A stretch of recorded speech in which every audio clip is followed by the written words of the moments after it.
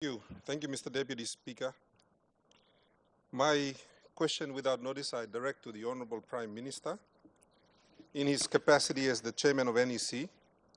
And since the question involves a range of matters concerning the Department of Justice, the Department of Treasury, and the Department of Works, I request the relevant ministers to please take note. Firstly, Mr. Deputy Speaker, I want to place on record my appreciation that even though we were the last to be recognized in the Connect PNG program, I wish to express the gratitude of myself and my people for the launching that the Prime Minister and his executive team did on their recent visit to my province for both East and West Sepik.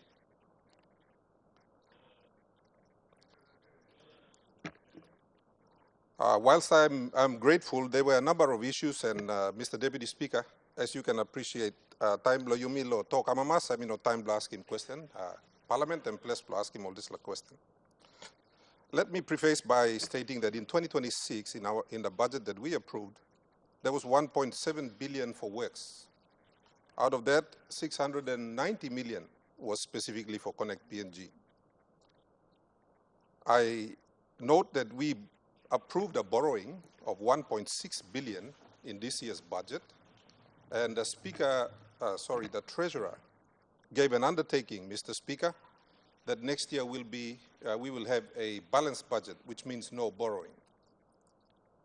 Now, recently, in addition to the almost 2 billion kina for East and West Sepik that was announced by the Honorable Prime Minister and his executive team in Marape and in Wewak and in Ngoram, there was also a 1.6 billion kina road, which I think is the largest in our history in terms of the contract size, for Abao to Alotau.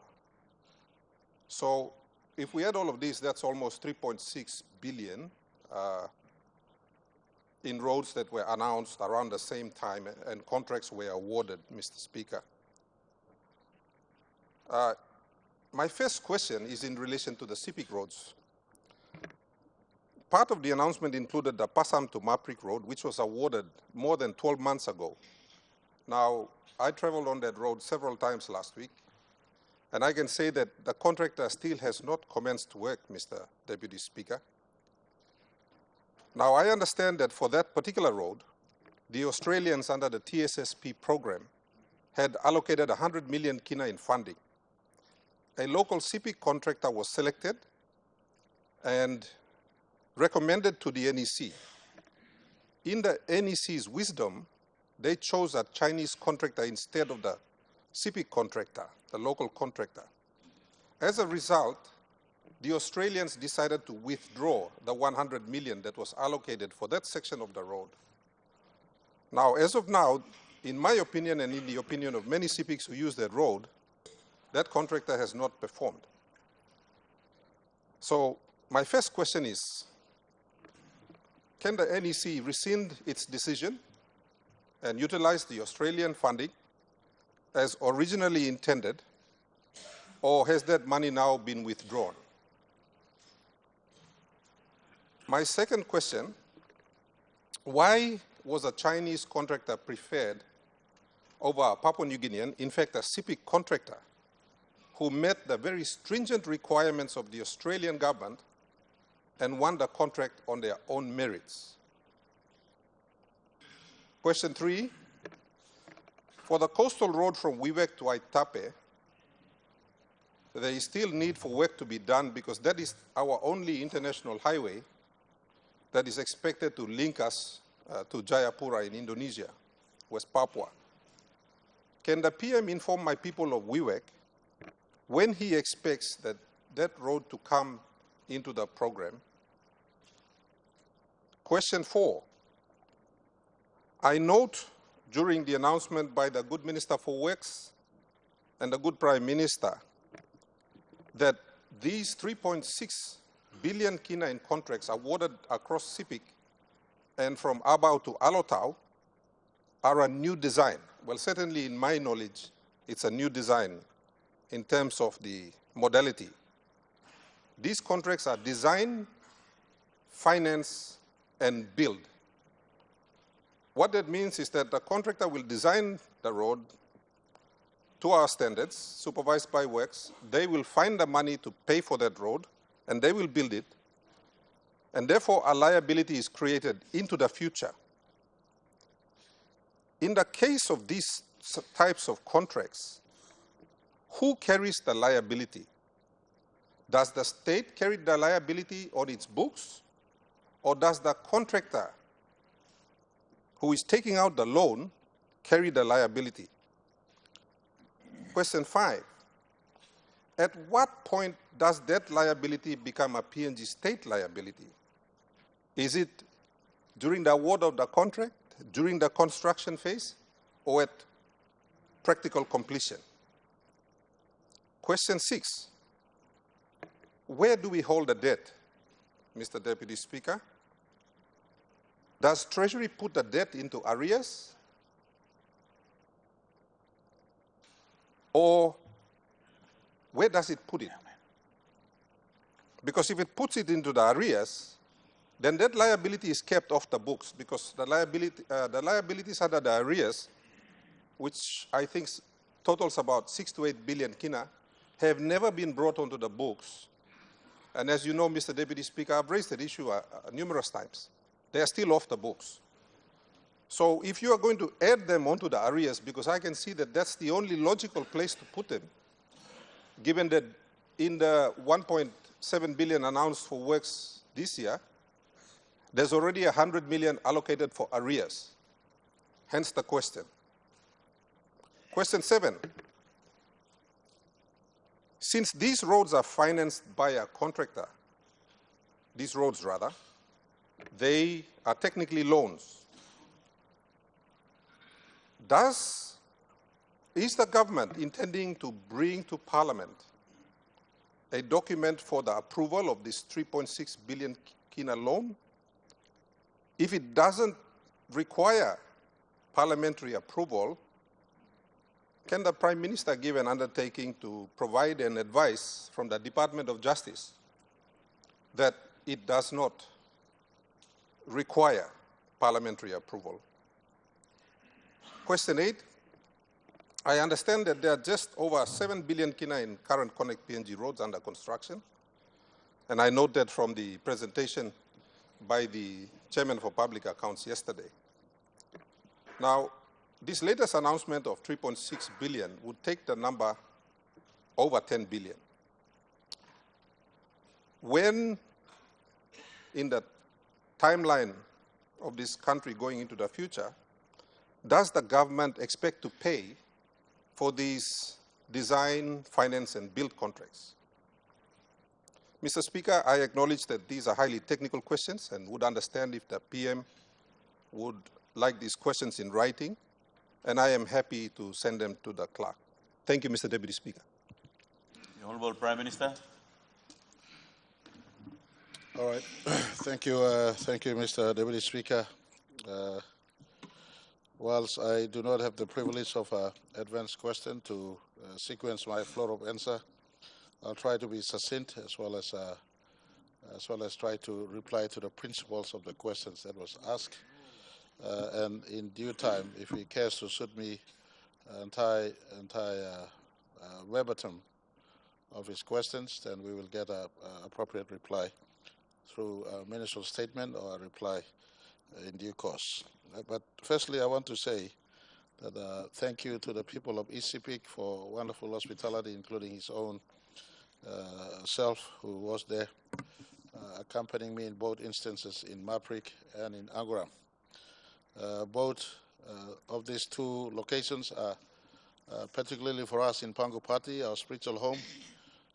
Marape is the headquarters of the late Sir Peter Luce, who's been a party stalwart since 1964 and who was instrumental in ushering in Grand Chief into politics in 1968.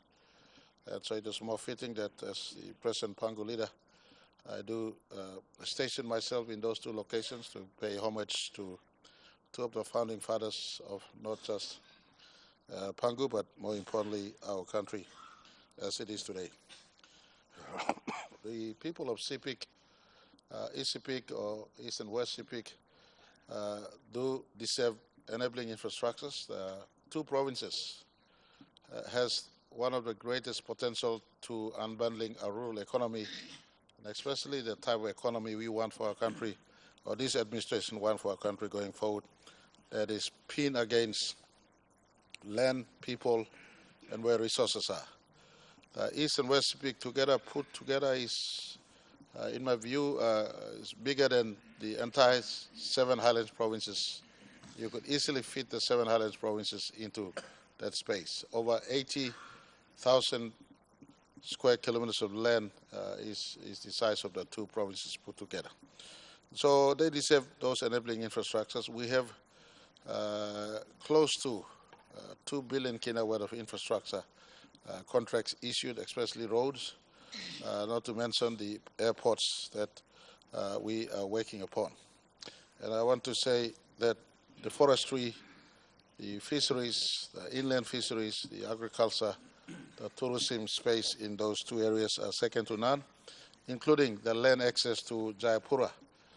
Right now, Vainamo is the land bridge from PNG into Southeast Asia through Jayapura. So it is strategic. It is a place that needs intervention. On the issue on East and West Sepik Highway, Coastal Highway, I think it's currently covered under the Connect PNG Stage 1 radar. It's a program within Stage 1.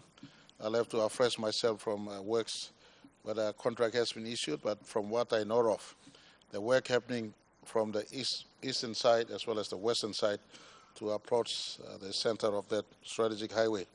So I'll get the minister concerned to update us later on. But on the Hawaiian bridge that has not been worked upon, for the benefit of East and West Sepik and the greater country, there are some landowner-related issues that stopped the work from being expeditious, but I think those issues have been attended to. I'd like to place my record appreciation to the Honourable Stanley Samban, who had a hand in making sure that the landowner issues are resolved, and work is starting again. Hawaiian Bridge would have one of a unique sort of design overlay that should be part of that construct of East and West Sepik Highway going forward. The first question relating to Maprik Wiwek or Passam to Maprik Highway, I want to say, whilst I have every respect for the Australian program, the HSSP program, we've seen in the Bulolo, for instance, they come in the gravelling and temporary maintenance approach. We feel some of these roads deserve a permanent restoration, not temporary maintenance. So respectfully, we've worked with Australian government in the grant and aid program that rehabilitation is okay, but we want permanent restoration. And so just like Bulolo, our government was accused that we are tampering with that contract delay. It wasn't so. From 2021, 2022, we were asking to overlay. If we're spending 66 million kina on just maintenance, rather 5 kilometers or 6 kilometers or 10 kilometers sealed and permanently done up than just surface maintenance that erodes again in the next rain that runs through. So Maprik, Passam to Maprik came in the same focus.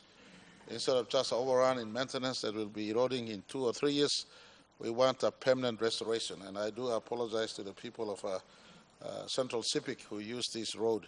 It's an important vanilla, cacao, and people road. We thought that a permanent reconstruction is better than just a rehabilitation. So that's why the Australian support in maintenance was pulled back, and we brought Connect PNG into the picture just to make sure that that economic road was given a total restoration. And that is within the scope. From that on, the Maprik Warasiga all the way to Lumi Road was overlaid, and it's all within that envelope of Connect PNG Stage 1. And I want to indicate to this country, we are also pushing into Stage 2. We